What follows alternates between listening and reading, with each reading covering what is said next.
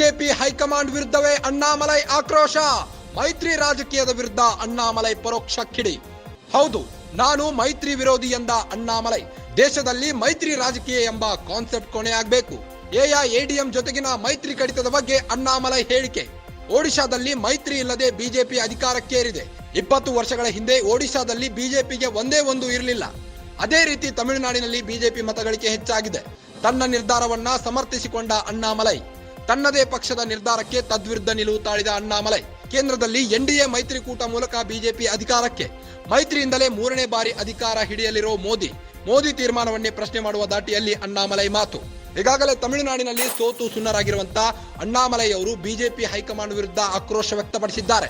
ಮೈತ್ರಿ ರಾಜಕೀಯದ ವಿರುದ್ಧ ಅಣ್ಣಾಮಲೈ ಅವರು ಪರೋಕ್ಷವಾಗಿ ಕಿಡಿಕಾರಿದ್ದಾರೆ. ಹೌದು, ನಾನು ಮೈತ್ರಿ ವಿರೋಧಿ ಎಂದ ಅಣ್ಣಾಮಲೈ ಅವರು ದೇಶದಲ್ಲಿ ಮೈತ್ರಿ ರಾಜಕೀಯ ಎಂಬ ಕಾನ್ಸೆಪ್ಟ್ ಕೊನೆಯಾಗಬೇಕು ಎಂದಿದ್ದಾರೆ. ಎಐಎಡಿಎಂ ಜೊತೆಗಿನ ಮೈತ್ರಿ ಕಡಿತದ ಬಗ್ಗೆ ಅಣ್ಣಾಮಲೈ ಹೇಳಿಕೆ ನೀಡಿದ್ದಾರೆ. ಒಡಿಶಾದಲ್ಲಿ ಮೈತ್ರಿ ಇಲ್ಲದೆ ಬಿಜೆಪಿ ಅಧಿಕಾರಕ್ಕೇರಿದೆ.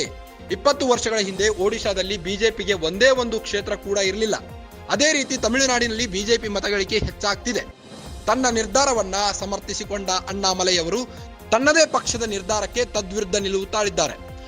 ಕೇಂದ್ರದಲ್ಲಿ ಎನ್ಡಿಎ ಮೈತ್ರಿಕೂಟದ ಮೂಲಕ ಬಿಜೆಪಿ ಅಧಿಕಾರಕ್ಕೆ ಬಂದಿದ್ದು, ಮೈತ್ರಿಯಿಂದಲೇ 3 ಬಾರಿ ಅಧಿಕಾರ ಹಿಡಿಯಲಿರೋ ಮೋದಿ ತೀರ್ಮಾನವನ್ನೇ ಪ್ರಶ್ನೆ ಮಾಡುವ ದಾಟಿಯಲ್ಲಿ ಅಣ್ಣಾಮಲೈ ಮಾತನಾಡಿದ್ದಾರೆ.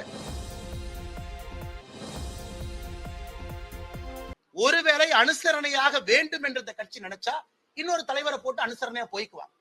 ஆனா அண்ணாமலையை பொறுத்தவரை இந்த அரசியலை செய்ய வேண்டும் சொல்லியிருக்காங்க. அப்படித்தான் செஞ்சுக்கிட்டு இருக்கோம். அதுக்கு மக்கள் தீர்ப்பு கொடுத்திருக்காங்க. வெற்றி பார்க்கிறோம், தோல்வியும் பார்க்கிறோம்.